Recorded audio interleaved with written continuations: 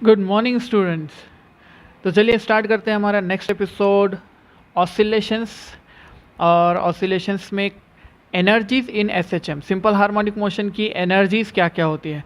तो हमने यहाँ पर देखिए ये लिखा है काइनेटिक एनर्जी और पोटेंशियल एनर्जी, ये दोनों एनर्जीज मिलकर बनाते हैं हमारे मैकेनिकल एनर्जी को। ठीक है, ये मैकेनिकल एनर्जी फॉर्म करते हैं। तो सबसे पहले पढ़ते हैं यहाँ पर हमारी काइनेटिक एनर्जी कि व्हाट इज़ काइनेटिक एनर्जी। और काइनेटिक एनर्जी को हम दो टर्म्स में देखना चाहेंगे।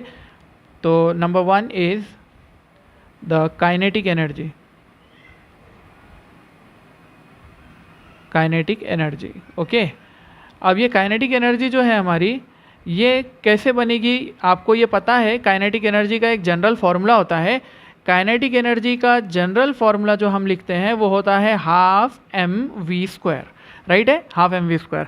अब ये जो हाफ एम वी स्क्वायर का फॉर्मूला होता है, इसमें v इज़ द वेलोसिटी है ना, v is the velocity at any moment, velocity at any moment. ऐसा नहीं है कि ये स्टार्ट पॉइंट की है या फिर जो है तो एनी पॉइंट की वेलोसिटी हो सकती है। ठीक है, एक्सट्रीम की भी नहीं, मीन की भी नहीं, वो कोई भी पॉइंट की एनर्जी वेलोसिटी हो सकती है।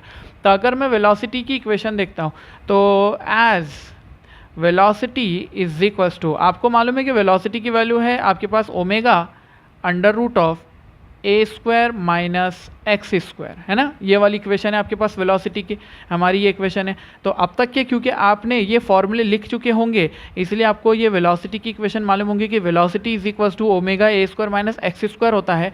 समझ लो ये वाली वेलोसिटी को हमने यहाँ पर अगर पुट कर दिया तो मेरे पास में काइनेटिक एनर्जी की इक्वेशन बन रही है। देखो, kinetic energy is equals to half of M, और इसका स्क्वायर करना है। इसका स्क्वायर करेंगे तो क्या हो जाएगा, ओमेगा स्क्वायर, और रूट के बाहर आ जाएगा A square minus x square.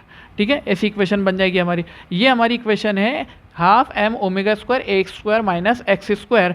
This is the equation of kinetic energy of S H M. ठीक है, ये kinetic energy of S H M की इक्वेशन है।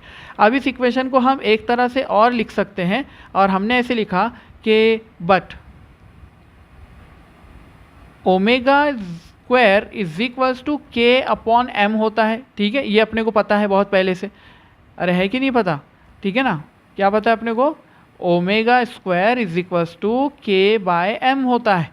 तो यहाँ से अगर मैं के की वैल्यू निकालूँ तो के की वैल्यू बन जाएगी एम ओमेगा स्क्वायर।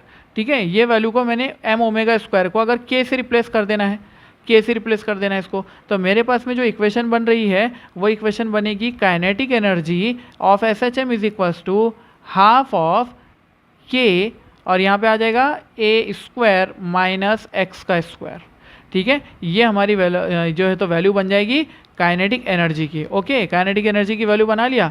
उसके बाद क्या कर लेते हैं, इसके अंदर में वैल्यूज़ पुट करके हम क्या करते हैं, इसकी मिनिमम और मैक्सिमम वैल्यूज़ निकाल लेते हैं। ठीक है, क्योंकि इसकी मिनिमम और मैक्सिमम वैल्यू आती है।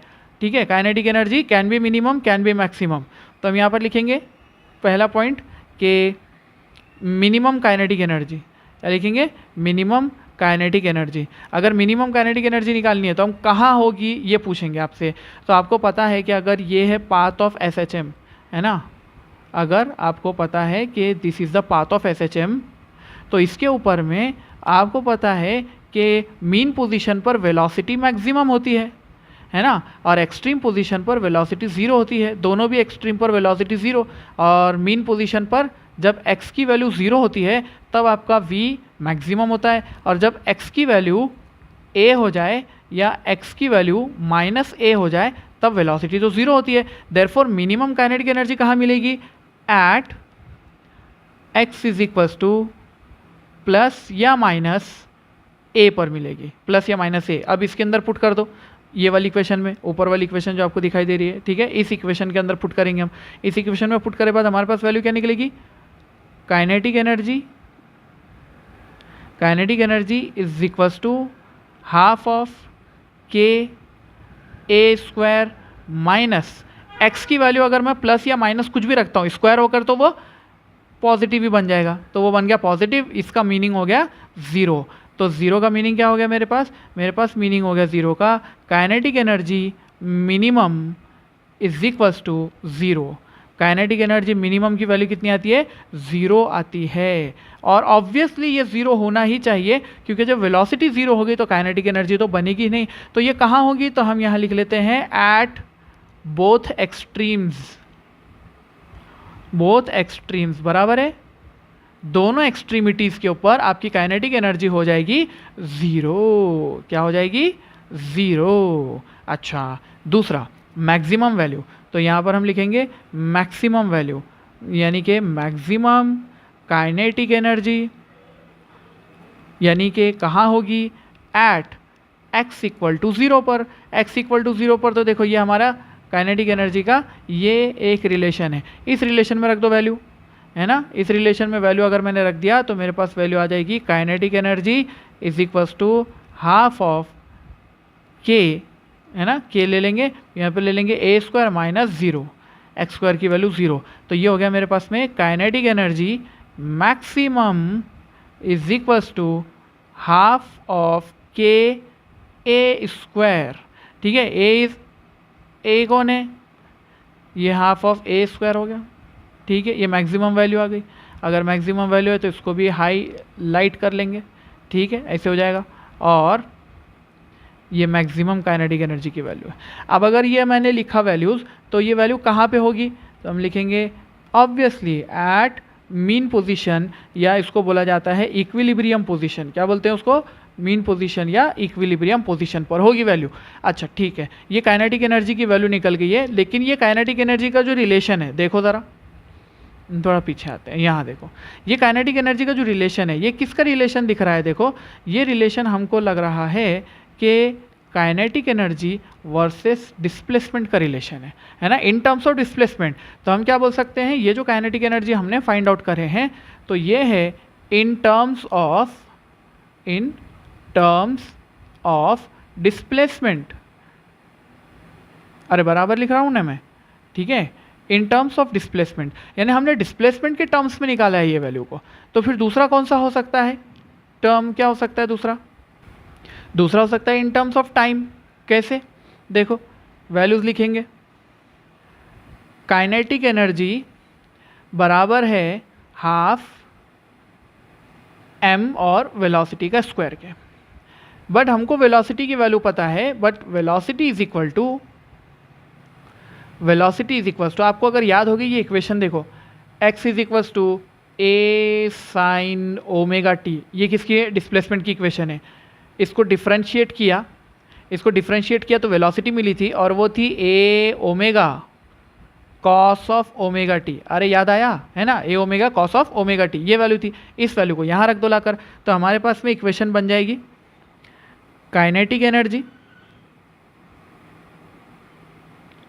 Is equals to half m, और v का स्क्वायर मतलब इसका स्क्वायर, तो ये हो जाएगा a square omega square cos square omega T, है ना, cos square omega T, a square omega square cos square omega T. But यहाँ पे फिर एक बट आ गया, और वो बट किस लिए है, m ओमेगा स्क्वायर को चेंज करने के लिए। m ओमेगा स्क्वायर को k बोलते हैं, ये हमने पहले भी देखा ऊपर भी।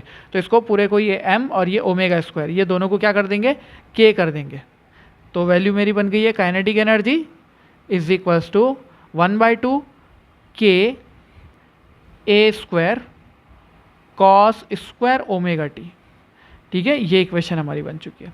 This is the equation of kinetic energy in terms of time. ठीक है, टाइम के टर्म्स में इसको ऐसा लिखा जाता है, बात समझे। तो चलिए देखते हैं ग्राफ्स ऑफ काइनेटिक एनर्जी। ठीक है, काइनेटिक एनर्जी के दोनों फॉर्मूले हमने देखे ना, दोनों फॉर्मूले के हिसाब से उसके कुछ ग्राफ बनते हैं। कुछ बोले तो 2 ग्राफ बनते हैं mainly. In terms of displacement kinetic energy की वैल्यू कितनी है, हाफ के ए स्क्वायर माइनस एक्स स्क्वायर। ठीक है, अब मैं क्या करता हूँ, यहाँ पर आपको बता देता हूँ कि ये है हमारा ऑसिलेशन का लाइन पाथ लेंथ। इसके अंदर में ये वैल्यू है हमारी प्लस ए, ये वैल्यू है माइनस ए। ठीक है, अब हम ये कहेंगे कि ये है एक्स की वैल्यूज़, है ना, ये एक्स की वैल्यूज़ है हॉरिजॉन्टल जो है, तो ये जो हॉरिजॉन्टल लाइन आपको दिख रही है ये एक्स की वैल्यूज़ है। एक्स की वैल्यू 0, एक्स की वैल्यू प्लस ए, एक्स की वैल्यू माइनस ए। अच्छा, ऊपर क्या है, kinetic energy, maximum kinetic energy की वैल्यू यहाँ ले लेंगे अपन, तो ये हो जाएगा अपना काइनेटिक एनर्जी मैक्सिमम। ठीक है, यहाँ पे आ जाएगा मैक्सिमम काइनेटिक एनर्जी। ओके, चलो तो देखते हैं, सबसे पहले हम रखते हैं 0, x की वैल्यू 0 रखते हैं। जब हमने x की वैल्यू को 0 रखा, इसकी वैल्यू को 0 रखा, तो मुझे काइनेटिक एनर्जी मिली मैक्सिमम। काइनेटिक एनर्जी कितनी है? मैक्सिमम हाफ के ए स्क्वायर, तो वो मैक्सिमम वैल्यू मिल गई। Okay, maximum. उसके बाद मैंने इसको -a रखा, यहाँ पर -a भी रखा तो स्क्वायर हो गया, प्लस a हो गया, a square minus a square बोले तो काइनेटिक एनर्जी 0 हो गई। यहाँ पर काइनेटिक एनर्जी 0 होती है, तो यहाँ पे लिख देंगे काइनेटिक एनर्जी 0। यहाँ पर भी देखेंगे तो काइनेटिक एनर्जी 0, ठीक है। यहाँ पर kinetic energy maximum, kinetic energy maximum, तो ये काइनेटिक एनर्जी 0 और ये यहाँ पे भी काइनेटिक एनर्जी 0। अब ये काइनेटिक एनर्जी जो चेंज हो रही है, ये स्ट्रेट लाइन डायरेक्ट चेंज नहीं होती है, ठीक है, स्ट्रेट लाइन नहीं है ये एक पैराबोलिक ग्राफ होता है यहाँ पर, और वो ग्राफ कुछ इस तरह आएगा। देखो ये ग्राफ आता है, काइनेटिक एनर्जी जो है वो आपकी ये इस तरह से चेंज होती है। आप कोई सोचेगा कि सर इस तरह से क्यों चेंज होती है, तो मैंने आपको पहले बताया था, आप जानते हैं कि वेलोसिटी की जो हमारी वेरिएशन है, वेलोसिटी की वेरिएशन, तो वो कैसी है? कॉस है ना, सॉरी ऐसा है, कॉस वेव है। तो वेलोसिटी की वेरिएशन भी कैसी है? लीनियर नहीं है ना, लीनियर नहीं है। तो वेलोसिटी की वेरिएशन अगर लीनियर नहीं है तो फिर हमारी काइनेटिक एनर्जी लीनियर कैसे जा सकती है? ठीक है, वेलोसिटी भी क्या होती है, यहाँ पर बहुत ज़्यादा मैक्सिमम होती है वेलोसिटी, है ना। उसके बाद धीरे धीरे धीरे धीरे धीरे यहाँ पर जाकर 0 हो जाती है, और वो इक्वली जो है तो उसका एक्सेलरेशन है ना यहाँ पर, ये अगर नॉन एक्सेलरेशन होता, यानी एक्सेलरेशन अगर नहीं होता या डिसेलरेशन अगर नहीं होता, तो हम कह सकते थे कि वेलोसिटी जो है यहाँ पर लीनियरली डिक्रीज होती है। लेकिन वेलोसिटी भी लीनियरली डिक्रीज नहीं होती। देखो वेलोसिटी मैक्सिमम और वेलोसिटी मैक्सिमम से 0 तक आती है, तो इस तरह आती है, इस तरह, ठीक है ना, ऐसे होता है। और फिर जो है तो 0 से भी बढ़ती है तो इस तरह बढ़ती है, ऐसे जाएगी, बढ़ेगी तो इस तरह बढ़ेगी। तो यही फ़र्क है कि इस वजह से आपकी काइनेटिक एनर्जी का ग्राफ ऐसे आता है, ठीक है। तो ये हुआ अपना ग्राफ विथ एक्स डिस्प्लेसमेंट के साथ। अब टाइम के साथ कैसा ग्राफ होगा देखो, तो ये देखो in terms of time kinetic energy is to half k A square cos square omega t. अब इसमें से मैक्सिमम वैल्यू कितनी होती है उसकी, तो मैक्सिमम वैल्यू याद दिला दूँ आपको, अगर मैक्सिमम वैल्यू होती है हाफ के और ए स्क्वायर। क्यों? कॉस स्क्वायर की वैल्यू मैक्सिमम कितनी हो सकती है? 1 ऑब्वियसली, और इसकी वैल्यू मिनिमम कितनी होगी, तो मिनिमम तो 0 है, ठीक है ना, ऐसा है 0 है मिनिमम, तो ये हो जाएगा वैल्यू। देखो अब मैंने यहाँ पे पहले टी के फॉर्म में लिखा, ये जो टी होता है ना, ये छोटू टी होता है, यहाँ पे रखना पड़ता है। ओमेगा की वैल्यू कितनी होती है, तो अपने को पता है कि omega is equals to 2 pi upon capital T होता है, और उसके बाद में आपने छोटू टी की वैल्यू इसके साथ रख देनी है, तो ओमेगा टी जो है तो कैलकुलेट कर सकते हैं आप। देखो छोटू टी की वैल्यू रख दो और ओमेगा की वैल्यू रख दो, तो छोटू ये आपका ओमेगा टी कैलकुलेट हो जाता है। मैंने रेफरेंस के लिए लिखा, ये जो नीचे है ना लाइन, ये ब्लू वाली, ये रेफरेंस के लिए है। मतलब t/4 का करस्पॉन्डिंग π/2 होता है, t/2 का करस्पॉन्डिंग पाई होता है। कैसे? t/2 का करस्पॉन्डिंग मतलब छोटू टी की वैल्यू t/2 रखो, तो देखो ओमेगा टी कैसे हो जाएगा, ओमेगा टी। ये पहले निकाल के बताया ना मैंने आपको, कई बार बताया निकाल कर कि ये ओमेगा की वैल्यू है और इंटू टी की वैल्यू कितनी है, t/2, ये हो गया t/2, तो 2 ने 2 को मार दिया, t ने t को मार दिया, आंसर पाए है, यानी कि t/2 की जगह पे कौन है, पाए है। समझे? इस तरह से निकालते ओमेगा टी, ठीक है। ये है ओमेगा टी की वैल्यू, इसको ना भी लिखे तो चलेगा, ठीक है, याद रहेगा ये आपको। इस तरह से करस्पॉन्डिंग वैल्यूज लिख दिया मैंने। अब चलो ये वैल्यू t/4 को यहाँ रखो और पूरी वैल्यू कैलकुलेट करो। उससे अच्छा है कि ये ओमेगा टी की वैल्यू रख दो यहाँ पर। देखो ओमेगा टी की वैल्यू सबसे पहले 0 रखी जाएगी, ओमेगा टी की वैल्यू 0, कॉस 0 इज 1, तो ये काइनेटिक एनर्जी कितनी हो जाएगी, मैक्सिमम, है ना। काइनेटिक एनर्जी कितनी, मैक्सिमम 0 पर, तो हम यहाँ पर उसको टिक करेंगे कि ये 0 पर ये मैक्सिमम है, ठीक है। ओके, देन दूसरा π/2 लो, तो यहाँ पे π/2 रखो, यहाँ पे π/2 क्या हो जाएगा, cos 90, cos 90 is equal to 0 ना, तो ये 0 की वजह से ये पूरा वैल्यू 0, तो ये आंसर क्या आ जाएगा, 0। उसके बाद पाई रखो, cos पाई की वैल्यू क्या होती है, cos पाई की वैल्यू 1 होती है ना, ठीक है, कि -1 है, cos 0 is 1, cos pi is -1, ठीक है। उसका स्क्वायर कर दिया तो minus minus gets plus, minus minus gets plus, therefore answer is plus, तो यहाँ पे आ जाएगा। इसीलिए ये ग्राफ जो है 0 के नीचे नहीं गया, ये ग्राफ ऊपर आ गया वापस। फिर 3t/4 यानी कि 3π/2, 3π/2 अगर इसकी जगह पे रखोगे तो इसकी वैल्यू कितनी हो जाएगी, 3π/2 रखोगे तो 0, तो ये टोटल 0। उसके बाद मैक्सिमम, मिनिमम, मैक्सिमम, है ना, इस तरह का ग्राफ रहेगा। तो ग्राफ कैसे बनेगा देखो ज़रा, देखो इस तरह का हमारा ग्राफ बनेगा, ठीक है। ये ग्राफ होगा हमारा, ये बता रहा है 0 पर कैसी है वैल्यू, 0 पर उसकी वैल्यू मैक्सिमम है, फिर मिनिमम है, फिर मैक्सिमम, फिर minimum, maximum minimum, maximum minimum. तो अब यहाँ पर अगर आप ज़रा गौर करेंगे, मैं आपको अगर याद दिलाऊँ कि SHM का ग्राफ जो था हमारा, SHM का जो हमारा ग्राफ था और इसका जो ग्राफ था, इसके अंदर अगर आप वैल्यू देखेंगे तो काइनेटिक एनर्जी एक टाइम पीरियड के अंदर में, मैं इसके ही करस्पॉन्डिंग एक ग्राफ बनाता हूँ हमारा SHM का ग्राफ। देखो ज़रा SHM का ग्राफ इसके ही करस्पॉन्डिंग बनाता हूँ, बिल्कुल आपको वेरिएशन समझ में आएगा। देखो ज़रा ये एक टाइम पीरियड है, देखो टोटल यहाँ दिख रहा है ना, करस्पॉन्डिंग है ना, बिल्कुल एग्जैक्टली सेम बनाया मैंने, करस्पॉन्डिंग वैल्यूज है। तो ये है आपका T/2 और ये है कैपिटल T, ठीक है, ये कैपिटल T है, ये T/4 है और ये T/3 T/4 है ना, जो भी है वैल्यूज़। तो ये वैल्यू लिखी हुई है आपके पास में। आप देखेंगे कि ये हमारा डिस्प्लेसमेंट है, ये SHM का डिस्प्लेसमेंट कितने बार वेरी करा, टोटल टाइम पीरियड के अंदर में सिर्फ एक साइकिल बना पाया, ठीक है। तो इसकी फ्रीक्वेंसी कितनी हो गई समझो, 1 साइकिल पर सेकेंड। तो इसको लिखा मैंने 1 साइकिल इन 1 सेकेंड, ठीक है ना, 1 साइकिल पर सेकेंड, ये है इसकी फ्रीक्वेंसी। अच्छा इसको देखो भला, इसने क्या किया, मैक्सिमा से शुरू किया, एक बार मैक्सिमा आया, 2 बार मैक्सिमा आया, है ना। इसमें मैक्सिमा कितने बार आया था, देखो एक बार, और मिनिमा एक बार में, ठीक है, नेगेटिव मैक्सिमा मतलब ऐसे आया था, और मिनिमा ये भी एक बार आया था, और जब दूसरी बार आया तो दूसरी साइकिल चालू हो गई। तो यहाँ पे इसको बोला जाएगा एक टाइम पीरियड वाली एक साइकिल, ठीक है, इसको बोला जाता है एक साइकिल। तो हमारा SHM की फ्रीक्वेंसी, देखो SHM की फ्रीक्वेंसी है ये, SHM की फ्रीक्वेंसी अगर 1 साइकिल पर सेकेंड है तो काइनेटिक एनर्जी की फ्रीक्वेंसी कितनी होगी, 2 साइकिल पर सेकेंड, 2 साइकिल पर सेकेंड, ठीक है। इसकी फ्रीक्वेंसी डबल होती है, काइनेटिक एनर्जी डबल वेरी कर रही है ना। देखो इसके अंदर में ये एक बार मैक्सिमम हुआ और फिर 0 पे आया, है ना, 0 पे आया, तब तक ये मैक्सिमा से मिनिमा हुआ, फिर से मैक्सिमा पे आ गया, है ना। उसके बाद में ये फिर नेगेटिव मैक्सिमा जाकर यहाँ पर आया, और ये इसको देखेंगे आप तो ये 0 पर जाकर फिर से मैक्सिमा पर आया। मतलब इसकी एक साइकिल कहाँ से शुरू होती है, एक मैक्सिमा से शुरू होती है, फिर मिनिमा आता है, फिर मैक्सिमा आता है, ये एक साइकिल हो गई इसकी।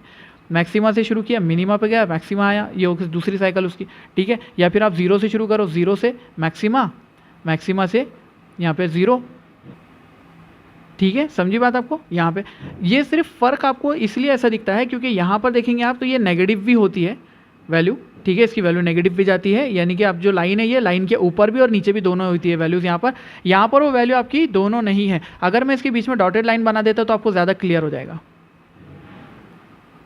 कि 2 साइकिल कैसे हो रहे हैं ऊपर वाली के, ठीक है, ऊपर वाली के 2 साइकिल कैसे हो रहे हैं। तो अगर हम उसको इसके साथ अब कंपेयर करके देखते हैं तो देखो यहाँ से शुरू करो, यहाँ से ये देखो, ये एक नीचे के करस्पॉन्डिंग एक साइकिल ना, और फिर ये दूसरी साइकिल, ठीक है। मैंने इतना तो हटा दिया था ना इसको आगे, इतना मैंने इसको आगे हटा दिया था, मतलब T/4 से थोड़ा आगे, तो इसीलिए मुझे T से थोड़ा आगे तक तो जाना पड़ेगा। तो ये होगा इसके 2 साइकिल, इस तरह से इसके 2 साइकिल बन रहे हैं, समझे बात को आपको। तो यहाँ पर इस तरह से हम बता सकते हैं कि काइनेटिक एनर्जी जो है हमारी, अगर हम इसकी रेफरेंस लाइन को यहाँ पर यूज़ करते हैं तो आपको मैं सिर्फ फ़र्क समझाने के लिए बता रहा था ये कि हमारी काइनेटिक एनर्जी जो है वो डबल वेरी करती है, यानी कि इसके 2 साइकिल कंप्लीट होते हैं, ठीक है। अगर आप उसको मैक्सिमा से देखते हो तो भी और मिनिमा से देखते हो तो भी।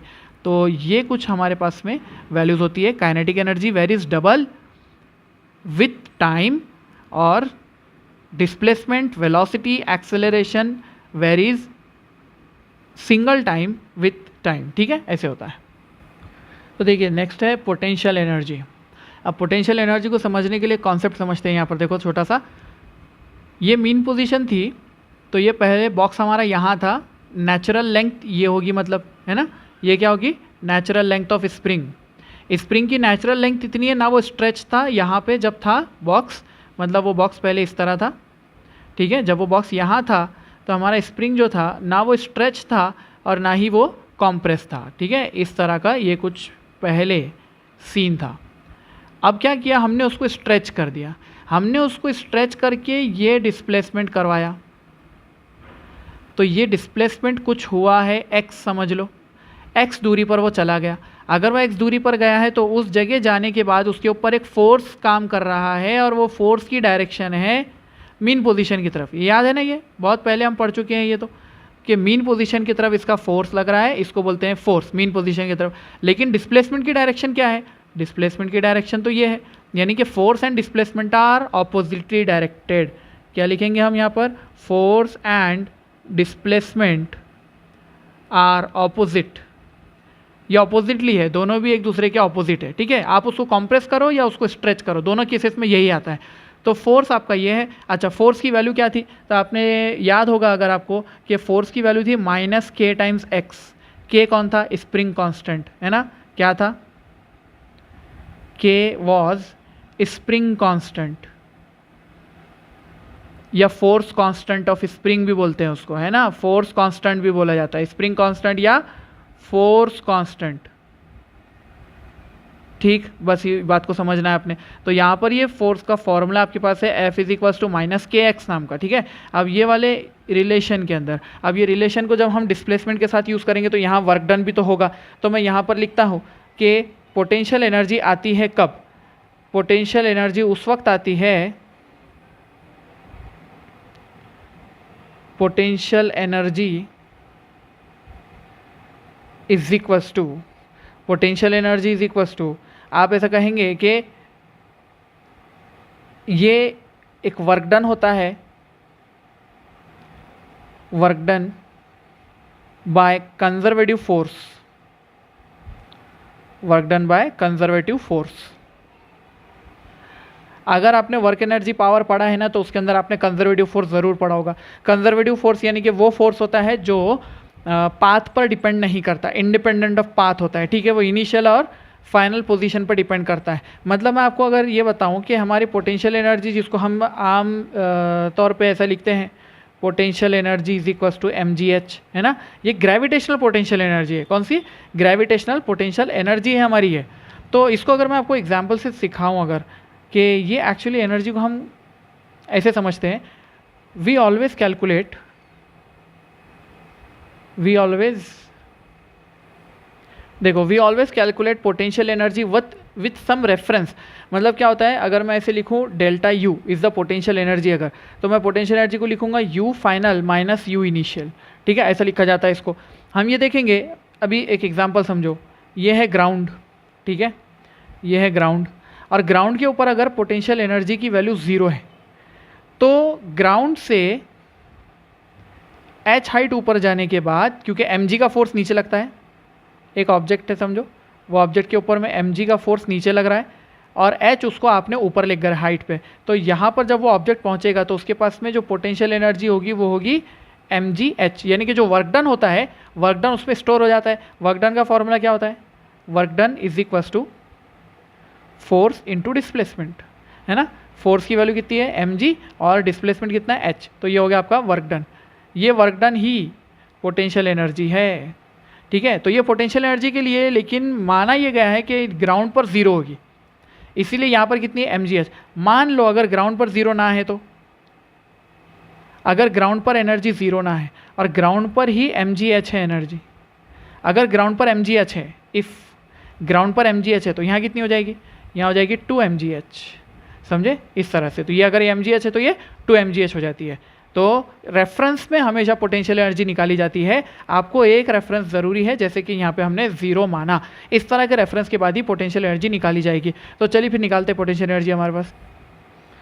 पोटेंशियल एनर्जी का change is equals to minus of work done by conservative force, work done by conservative force. Conservative force का वर्क डन में माइनस होता है। माइनस क्यों लगता है यहाँ पर? वो बताता है कि फोर्स और displacement opposite to each other है, ठीक है ना। Force and displacement opposite to each other. अच्छा, वो तो एक है इसके अंदर पॉइंट, लेकिन ये जनरल फार्मूला है, ये जनरल फार्मूला है। अगर आप देखेंगे ये जनरल फार्मूले को तो इस तरह भी लिखा जाता है, इसको अक्सर आपने देखा होगा कि फोर्स का रिलेशन जो है वो माइनस में du/dx है, अगर आपने ऐसा माना होगा तो। ये कैसे आया था? ये देखो, ये डेल्टा यू जो है ना, ये जो डेल्टा यू है ना, इसको अगर मैंने du लिखा तो चलेगा क्या? बिल्कुल चलेगा। du इज इक्वल्स टू, तो फिर मैं इसको लिखता हूँ माइनस, वर्क डन का फॉर्मूला क्या होता है? फोर्स इंटू डिस्प्लेसमेंट, समझे ऐसा है। तो यहाँ से फिर फॉर्मूला क्या बना है? यहाँ से फॉर्मूला ये वाला बना है, F is equals to minus du/dx। अब ये du क्या बता रहे हैं? इनिशियल और फाइनल का डिफरेंस, ठीक है ना, वो इनिशियल और फाइनल का डिफरेंस बताता है, वो हमको पता है, ठीक है, ये बात तो हमको याद रहनी चाहिए। अब इसके बाद में हम क्या कर लेते हैं कि इस इक्वेशन में से इसको ऐसा लिख देते हैं, ऐसा, अरे लिखो, तो हमने लिखा इसको d u is equals to minus f into d x, ठीक है, ऐसा लिख दिया मैंने, d u is equals to minus f into d x लिखा। अच्छा, एफ की वैल्यू कितनी है, एफ की वैल्यू है के एक्स, डी एक्स तो आ गया यहाँ पे। अच्छा, एक्स डी एक्स, अब एफ और डी एक्स ये दोनों जो है, f and d x are opposite to each other, opposite to each other.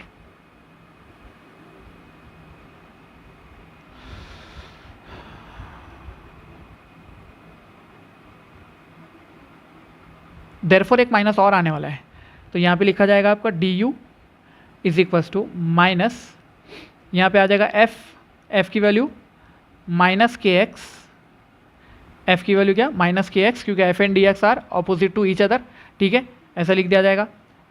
और डी एक्स जो है तो डिस्प्लेसमेंट है, ठीक है ना, डी एक्स कैसा है, डिस्प्लेसमेंट है। मतलब ये हो क्या रहा है मालूम है क्या आपको, देखो अगर आपको ये बात समझ नहीं आई तो यहाँ समझ लो, देखो ये अपना एस एच एम का पाथ है, ये एस एच एम के पाथ से आपने क्या किया, ये मीन पोजीशन है x इक्वल टू 0, यहाँ से आप x पर चले गए, ये कितना डिस्टेंस है, ये है डिस्टेंस x, और x डिस्टेंस पर जाने के बाद आपने देखा तो फोर्स किधर लग रहा है, यहाँ पे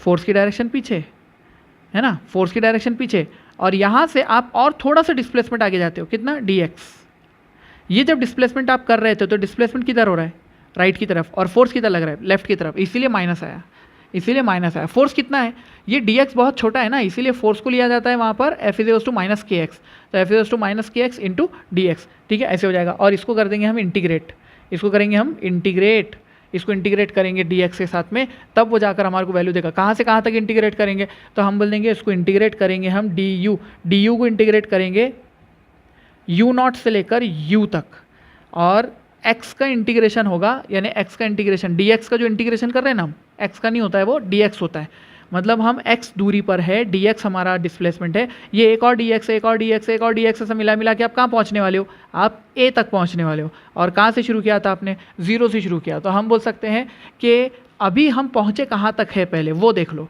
तो हम पहुँचे x तक, कैसा करके पहुँचे हैं, तो एक dx करे होंगे हमने, फिर एक dx करे होंगे, फिर एक dx और फिर एक dx, ऐसा dx करते करते हम x तक पहुँचे।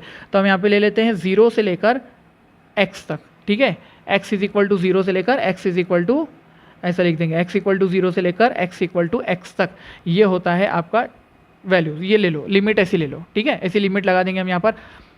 यहाँ पर अगर लिखने वाली बात ये है कि u नॉट कौन है, तो हम बोलेंगे it is the potential energy at mean position, ये रेफरेंस है हमारा, ठीक है ना, मीन पोजीशन।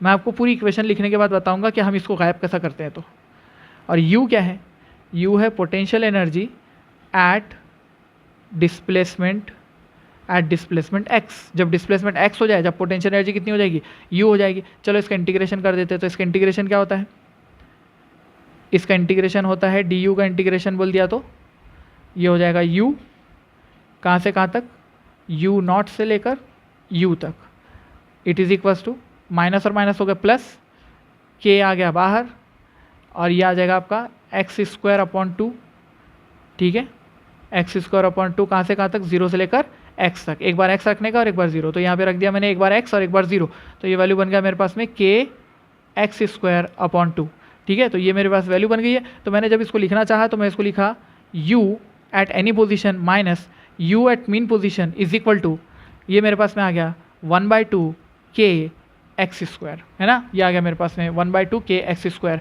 अब ये u 0 इधर चला जाएगा, तो यहाँ पे आ जाएगा मेरे पास में potential energy is equals to, potential energy is equals to u not plus half k x square.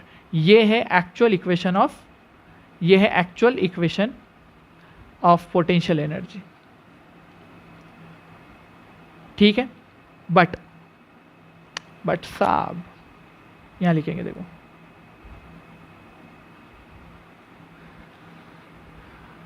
but in 99% cases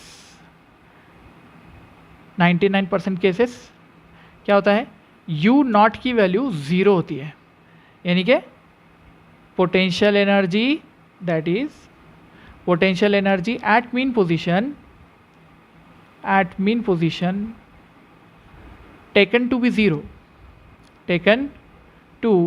zero. अगर मीन पोजीशन पर 0 माना जाए तब आपकी इक्वेशन कैसी बन जाएगी, u is equals to half k x square, ये इक्वेशन बन जाएगी। और अक्सर बुक्स के अंदर ये इक्वेशन दी हुई है, ठीक है। Most of the books 99% cases के अंदर में पोटेंशियल एनर्जी ऑफ एसएचएम कहीं भी दिखेगा आपको तो ये लिखा हुआ दिखेगा हाफ के एक्स स्क्वायर, ठीक है, हाफ के एक्स स्क्वायर। तो अपनी पोटेंशियल एनर्जी की इक्वेशन को लिखते हैं, देखो पोटेंशियल एनर्जी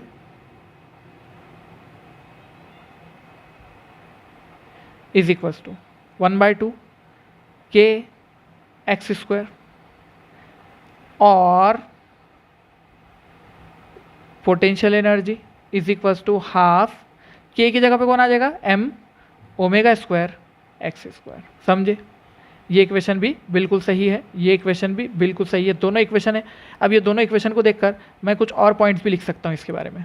क्या पॉइंट्स लिख सकता हूँ, मिनिमम और मैक्सिमम पॉइंट्स लिख सकता हूँ ना। देखो कैसे लिखा जाएगा, potential energy minimum, potential energy minimum ये कहाँ होगी, मिनिमम पोटेंशियल एनर्जी कहाँ होती है, तो हम बोलेंगे कि जब x की वैल्यू 0 होगी, है ना, जब x की वैल्यू 0 होगी, x इज इक्वल टू 0, ये वाली इक्वेशन में पुट कर दो, तो अपनी पोटेंशियल एनर्जी की वैल्यू क्या निकल रही है, potential energy is equals to 0। x की वैल्यू 0 पर पोटेंशियल एनर्जी 0 है, समझे। अच्छा, मैक्सिमम कहाँ होगी, तो पोटेंशियल एनर्जी मैक्सिमम लिखना है तो x की वैल्यू को प्लस या माइनस a करना पड़ेगा। प्लस और माइनस a करोगे तो वैल्यू क्या हो जाएगी, देखो potential energy is equals to half of k, और x की वैल्यू प्लस रखो या माइनस रखो, a स्क्वायर कर दिया तो आंसर क्या हो जाएगा, a स्क्वायर हो जाएगा।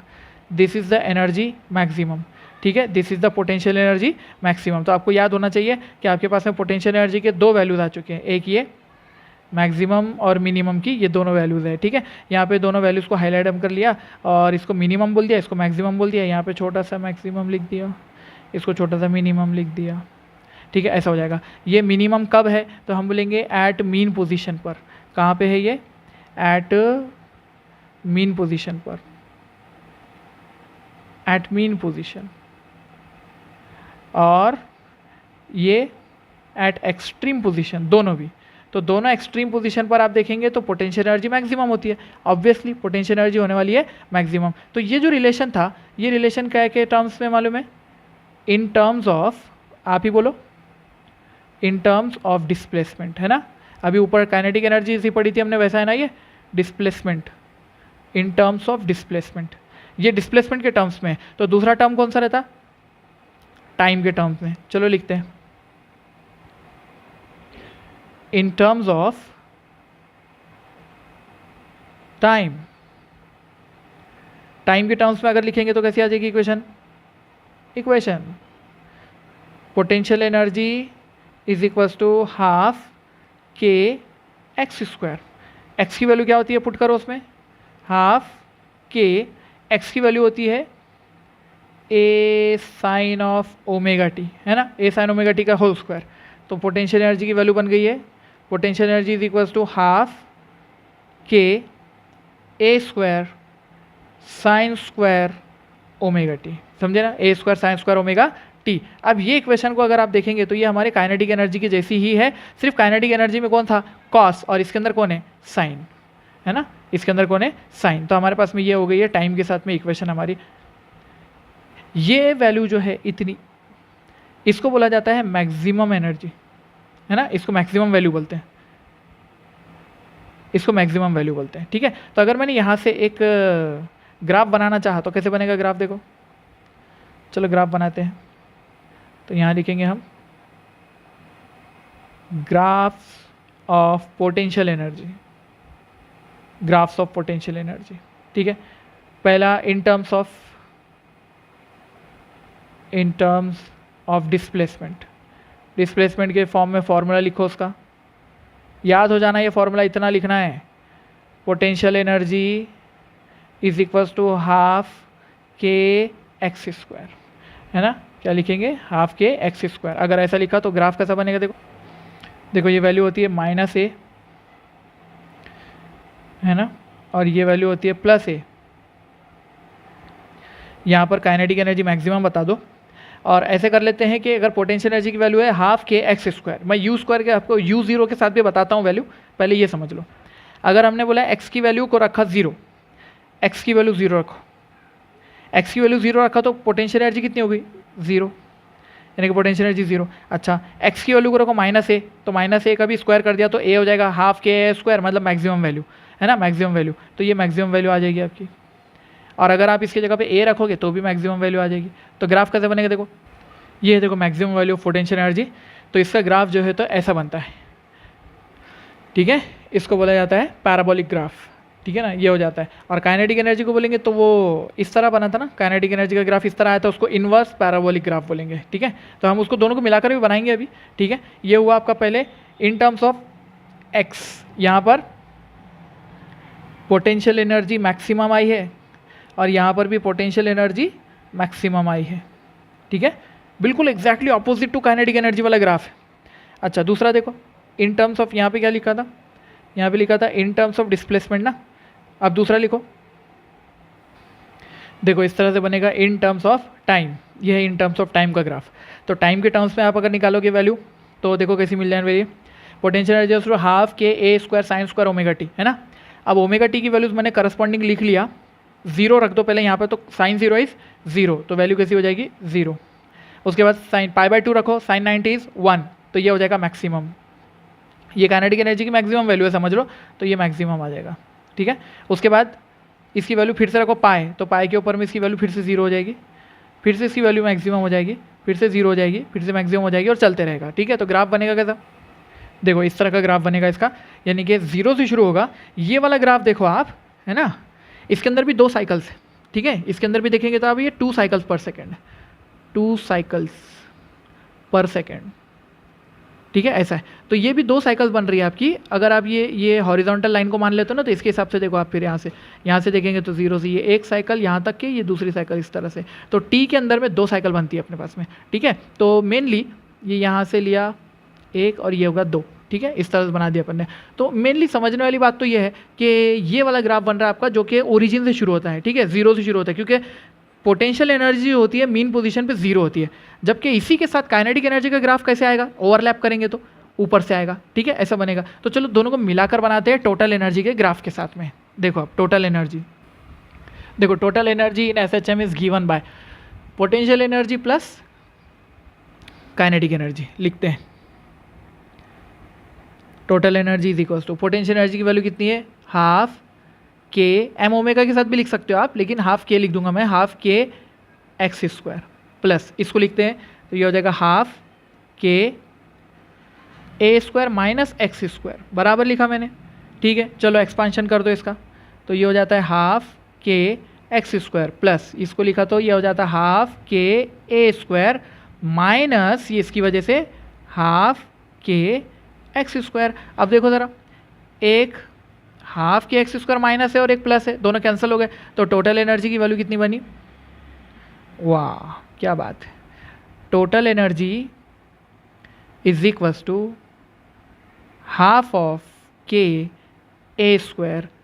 अगर ये वैल्यू हमारे पास आई है, इसका मतलब है कि जो टोटल एनर्जी है वो रिमेन कंजर्व रहती है, बिकॉज इसके अंदर नो वेरिएबल्स, इसके अंदर कोई वेरिएबल नहीं है, no variables, that is total energy remain conserve, यानी ये हमेशा कांस्टेंट होती है, ये हमेशा कैसी होती है, कांस्टेंट होती है, ये चेंज नहीं होती है कभी, टाइम के साथ भी चेंज नहीं होगी और एक्स के साथ भी चेंज नहीं होती है, ठीक है, ऐसा होता है।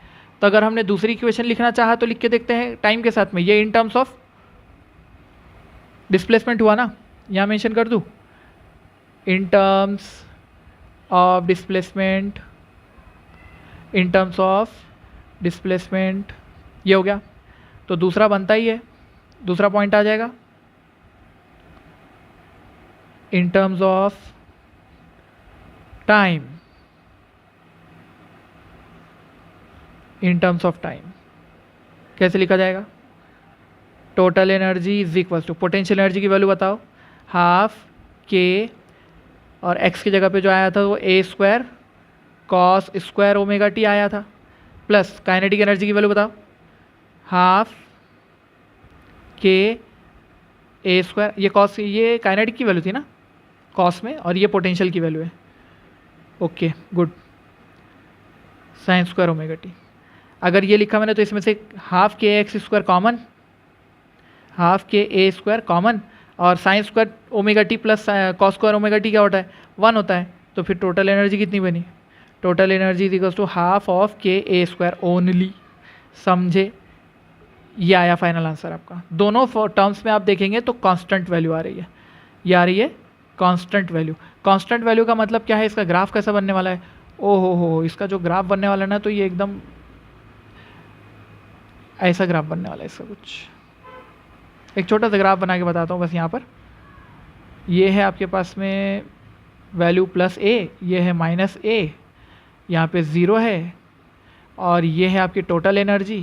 टोटल एनर्जी ऑलवेज कंजर्व, तो उसका ग्राफ हमेशा यहाँ रहता है, ये रहता है उसका ग्राफ ऑलवेज। समझे? ऑलवेज ये ग्राफ रहता है उसका, चेंज ही नहीं हो रहा है ना भाई, चेंज नहीं हो रहा है। ये पॉइंट देखो कि वही है, ये पॉइंट देखो तो वही है, बीच में देखो तो वही है, एक्स इक्वल्स टू 0 पे वही है, हर जगह पे मतलब चेंज ही नहीं होता। तो ये उसका सेपरेट ग्राफ है, ये उसका सेपरेट ग्राफ है। ठीक है, ये अगर सेपरेट ग्राफ है तो चलो कंबाइंड ग्राफ बनाते हैं। देखो ये किसका ग्राफ है? यहाँ लिखते हैं कि ये वाला जो ग्राफ है हमारा कॉमन ग्राफ है। ठीक है, तीनों एनर्जीज बताई गई इसके अंदर में। अगर हम देखेंगे तो ये रेड वाली ये कौन सी है? ये एनर्जी कौन सी है? आपको पता है कि ये मैक्सिमम है। ठीक है, ये मैक्सिमम वैल्यू है। ओके, और यहाँ पर ये मिनिमम वैल्यू है, 0 है। ये जो है ये प्लस ए है, और ये है माइनस ए। ठीक है, ये माइनस ए है। एक लाइन जो कांस्टेंट रह रही है किसकी लाइन है? ये टोटल एनर्जी की लाइन है। एक लाइन जो इस तरह से मैक्सिमम हो रही है, मीन पोजीशन पे मैक्सिमम कौन होता है? काइनेटिक। तो ये किसका ग्राफ हुआ? ये काइनेटिक एनर्जी का ग्राफ हुआ। ठीक है, और ये जो ब्लू वाला ग्राफ है ये किसका ग्राफ हुआ? फिर पोटेंशियल एनर्जी का ग्राफ हुआ। ठीक है, ऐसे हो जाएगा पोटेंशियल एनर्जी का ग्राफ, ये हो गया काइनेटिक एनर्जी का ग्राफ, ये हो गया पोटेंशियल एनर्जी का ग्राफ। ओके फाइन, ठीक है, और ये हो गया टोटल एनर्जी। तो टोटल एनर्जी तो रिमेन कांस्टेंट है, यहाँ से ले लो, यहाँ पे ले लो, मीन पोजीशन पे ले लो, किसी भी पोजीशन पे ले लो बीच में, तो वो तो टोटल कांस्टेंट है। ठीक है, और ये है काइनेटिक और ये पोटेंशियल एनर्जी का ग्राफ। समझ में आई बात आपको? यहाँ तक के ओके हो गया ये? ओके, अब इसी को विथ रिस्पेक्ट टू टाइम बनाते हैं। ये किसके टर्म्स में है? यहाँ पर है with respect to displacement x, है ना, डिस्प्लेसमेंट x के रिस्पेक्ट से। यानी यहाँ पर देखेंगे आप तो x की वैल्यू a है, यहाँ पर देखेंगे तो x की वैल्यू माइनस a है, और यहाँ पर देखेंगे तो x की वैल्यू 0 है। ठीक है, इस तरह से। तो ये ग्राफ इस तरह से आपका, और यहाँ पर ये जो 2 पॉइंट्स है, देखो मैं और यहाँ पे एक हाईलाइट करके आपको बताता हूँ। ये एक और यहाँ पे फंडा है कि ये जो पॉइंट है आपका और ये जो पॉइंट है आपका, ये पॉइंट आपका ऐसे बता रहा है कि यहाँ पर काइनेटिक और पोटेंशियल एनर्जी जो है वो इक्वल होगी। ठीक है, काइनेटिक और पोटेंशियल, ये वाला पॉइंट है ना, तो ये काइनेटिक और पोटेंशियल इक्वल बता रहा है। ये बताता है यहाँ पर कि kinetic energy is equals to potential energy. दोनों एनर्जीज बराबर बराबर होंगे और उनका टोटल सम किसके बराबर जाएगा? टोटल के बराबर। ठीक है, तो ऐसे होता है, ये 2 पॉइंट्स होते हैं। ये 2 पॉइंट हमारे ग्राफ पर कैसे है वो तो हम न्यूमेरिकल में निकालेंगे कि ये कब ऐसा होता है पॉइंट कि काइनेटिक और पोटेंशियल दोनों एक साथ बराबर होते हैं, दोनों एग्जैक्टली सेम होते हैं। ये कब आता है पॉइंट? ठीक है, ये भी निकालेंगे हम। अब देखो टोटल ग्राफ एक साथ देखो, तो ये इस तरह का एक खूबसूरत ग्राफ मिलता है हमको। यहाँ पर हम बताते हैं कि ये है पोटेंशियल एनर्जी और काइनेटिक एनर्जी, दोनों भी है यहाँ पर। ठीक है, काइनेटिक और पोटेंशियल की मैक्सिमम वैल्यूज़ है यहाँ पर। ठीक है, ये है मैक्सिमम वैल्यूज़, और वही है टोटल एनर्जी भी। ठीक है ना, मैक्सिमम वैल्यू ही दोनों की टोटल एनर्जी हुआ करती है। ठीक है, टोटल एनर्जी दोनों मिलाकर तो टोटल एनर्जी बना रहे हैं। अच्छा, अब ये देखो, ये ब्लू लाइन किसकी है? देखो, जो एनर्जी 0 पर 0 थी, यानी मीन पोजीशन पे 0 थी, x इज इक्वल टू 0 पर 0 थी, वो कौन सी है? ब्लू वाली लाइन किसकी हो गई फिर? तो हम बोलेंगे ब्लू वाली लाइन हो गई है अपनी पोटेंशियल एनर्जी की। ठीक है, ऐसी हो गई है। और जो रेड वाली लाइन है वो किसकी हो गई है फिर? ऑब्वियसली काइनेटिक की लाइन हो गई है। काइनेटिक एनर्जी का ग्राफ आप ऊपर जाकर देख लो, अपने जो सेपरेट बनाए थे, ये दोनों का ओवरलैपिंग है, ठीक है। सेपरेट ग्राफ और ओवरलैप ग्राफ ये दोनों भी एक ही है, ठीक है। तो सेपरेट ग्राफ पहले बना चुके थे, ये ओवरलैप ग्राफ है दोनों का। इसके अंदर भी आप देखेंगे तो ये टोटल टाइम है टी, तो ये टी टाइम के अंदर अगर आप देख रहे होंगे तो इसकी जो फ्रीक्वेंसी है वो चेंज होने की कितनी है, 2 ओमेगा है, ठीक है ना। फ्रीक्वेंसी जो ओमेगा की एंगुलर फ्रीक्वेंसी 2 ओमेगा है, ठीक है, ऐसे हो जाता है। अब यहाँ पर देख लो, it is clear from the graph that kinetic energy is maximum at mean position, ठीक है। अगर हाईलाइट करना चाहें हम तो काइनेटिक एनर्जी मैक्सिमम है कहाँ पर, मीन पोजीशन पर, और मिनिमम है कहाँ पर, एक्सट्रीम पर। और पोटेंशियल एनर्जी को देखेंगे तो potential energy minimum at mean position, maximum at extreme position, ठीक है। ये पॉइंट्स याद रहने चाहिए। और टोटल एनर्जी तो remain constant, total energy always remain constant, ठीक है। ये पॉइंट आपको याद रहेगा।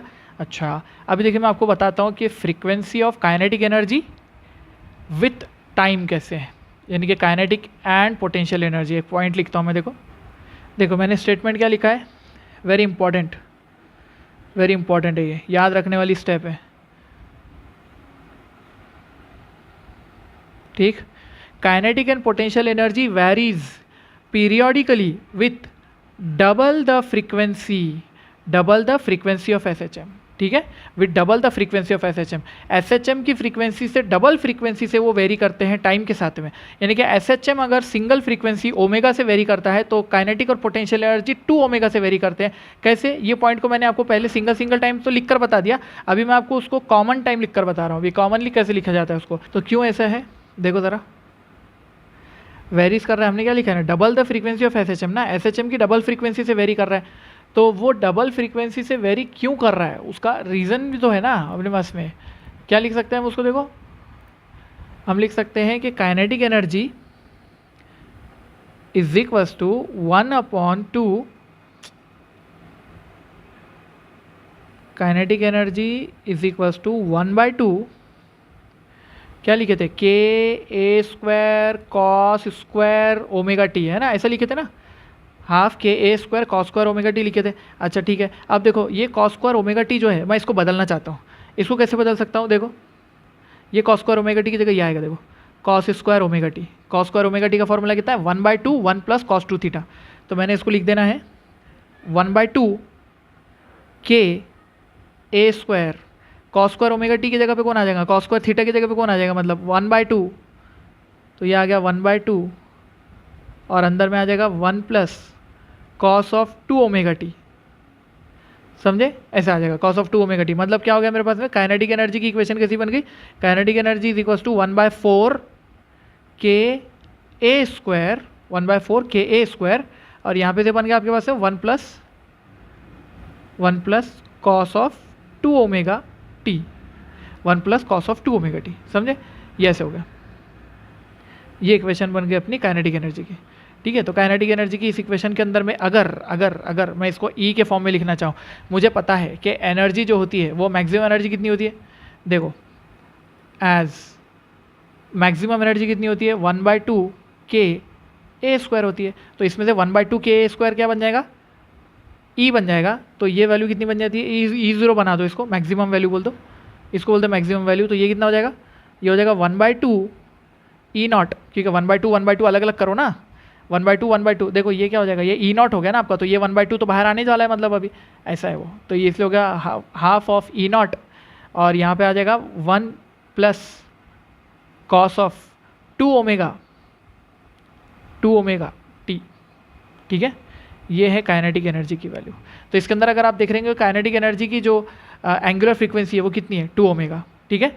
काइनेटिक एनर्जी की एंगुलर फ्रीक्वेंसी कितनी है, 2 ओमेगा है, तो इट इज़ वेरीज एज, यानी कि एसएचएम का इक्वेशन क्या था, एसएचएम का इक्वेशन था x is equals to a sine of omega T, है ना, ये ओमेगा टी था। तो अगर मैं इसको ओमेगा डैश बोल दूँ, तो अगर इसको ओमेगा डैश बोल दिया तो ओमेगा डैश की वैल्यू कितनी है, 2 ओमेगा है मेरे पास, ठीक है। Omega dash is equals to 2 omega, ये ओमेगा डैश हो सकता है, अगर लिखना चाहो तो ऐसे लिख सकते हो, half E not 1 plus cos omega dash T, ऐसा लिख सकते हो, ठीक है। तो सेम इक्वेशन दिखती है, ठीक है, सेम इक्वेशन दिखती है, नहीं लिखोगे तो ज़्यादा कंफ्यूज मत हो, सिर्फ याद रखो कि इसके अंदर में जैसा ये ओमेगा से वेरी करता है, ये 2 ओमेगा से वेरी करता है, ठीक है। यानी कि टाइम पीरियड कितना हो जाएगा, time period t dash equals to t half हो जाएगा। क्यों? क्योंकि omega is equals to 2 pi या t is equals to 2 pi upon omega होता है, ठीक है ना। T is equals to 2 pi upon omega होता है, ठीक है, ऐसे होता है। तो इसीलिए इन्वर्सली प्रोपोर्शनल होता है वैल्यू। इसको पोटेंशियल के फॉर्म में लिख के देखो क्या, देखो in terms of potential energy, तो potential energy is equals to half of के ए स्क्वायर, और यहाँ पे क्या था, साइन स्क्वायर ओमेगा टी था, यानी साइन स्क्वायर थीटा बोल सकते हैं, साइन स्क्वायर ओमेगा टी था। अब देखो ये आपके पास है साइन स्क्वायर थीटा का फॉर्मूला, साइन स्क्वायर का थीटा का फॉर्मूला क्या, 1/2 1 माइनस कॉस थीटा। मैंने ये ट्रिग्नोमेट्री का रेशो पूरे लिख कर बताया। ये है जनरल फार्मूला, ये है जनरल फार्मूला, और ये भी जनरल फार्मूला है, ठीक है। दोनों जनरल फार्मूले यूज़ करके अपन ने ये ऐसा बनाया, दोनों जनरल फार्मूले से अपन ने ये इक्वेशन बनाया है, ठीक है। जो राइट मारी हुई इक्वेशन है उसको यूज़ कर रहे हैं अपन। साइन स्क्वायर थीटा की जगह क्या यूज़ करूँ, 1/2 1 माइनस कॉस 2 थीटा। तो इसकी जगह पे क्या आ जाएगा, 1/2 के ए स्क्वायर, यहाँ पे आ जाएगा 1/2 1 minus cos of 2 omega T, ऐसे आ जाएगा, ठीक है। इसको बोल दो ई नॉट, तो 1/2 बाहर, ये हो गया ई नॉट मैक्सिमम वैल्यू, और ये आएगा आपका 1 minus cos of 2 omega T. तो ये भी अगर आप देखेंगे पोटेंशियल एनर्जी वेरी करती है, किससे वेरी करती है, 2 ओमेगा से। पोटेंशियल एनर्जी भी 2 ओमेगा से वेरी करती है, ठीक है। तो ये वाली इक्वेशन को भी आप हाईलाइट करके रख लेंगे। ये इक्वेशन है आपके पास में, ये इक्वेशन है, बार बार इसके ऊपर में डाउट्स लेके नहीं आना, ठीक है। मैंने आपको इक्वेशन लिखने का तरीका बता दिया, 1/2 E0 के साथ, या फिर अगर आप ये 1/2 को 1/2 यहाँ पे मल्टीप्लाई करते हो तो ऐसी 1/4 की जैसी इक्वेशन बन सकती है, ठीक है। इसको यहाँ बताना चाहते हो, ये बता दो, कोई मसले की बात नहीं, ठीक है, ऐसे बता दो। ये इक्वेशन याद रख लेना, और बाद में क्वेश्चन मिलता है आपको, देखो थ्योरेटिकल क्वेश्चन मिलता है कि काइनेटिक एनर्जी और पोटेंशियल एनर्जी वेरी करती है कितने ओमेगा के साथ, double the frequency of oscillation, यानी ऑसिलेशन की फ्रीक्वेंसी के डबल के साथ। तो देखो मैंने पहले लिख कर बता दिया, double the frequency of SHM, SHM की फ्रीक्वेंसी के डबल के साथ वेरी करती है काइनेटिक और पोटेंशियल एनर्जी, ठीक है। Kinetic and potential energy varies periodically with double the frequency of SHM. Theoretical ये क्वेश्चन एररलेस में हर बुक में मिलेगा, और आप वहाँ से फिर वो क्वेश्चन लेके आते हो और बोलते हो सर ये कैसे आया, नहीं समझा। तो इसको पहले समझ लो। यहाँ पे 2 ओमेगा जो बता रहे हैं ना, ये ट्रिग्नोमेट्रिक रिलेशन से हमने निकाला है, और ये चीज़ मैं आपको पहले ग्राफ से बता चुका हूँ। ये ग्राफ है उसका, ठीक है, ये ग्राफ है और ये उसकी इक्वेशन है, ठीक है, ये उसके इक्वेशन है। यहाँ तक की बात समझ में आई, ठीक है। तो चलिए इसी पर अपना लेक्चर हम अभी फिनिश करते हैं। नेक्स्ट लेक्चर में हम एनर्जीज के ऊपर और स्प्रिंग ब्लॉक सिस्टम के ऊपर न्यूमेरिकल्स लेंगे। स्प्रिंग ब्लॉक सिस्टम पढ़ेंगे पहले कल, और उसके ऊपर में न्यूमेरिकल्स लेंगे, ठीक है। तब तक के लिए इजाज़त दीजिए, थैंक यू वेरी मच।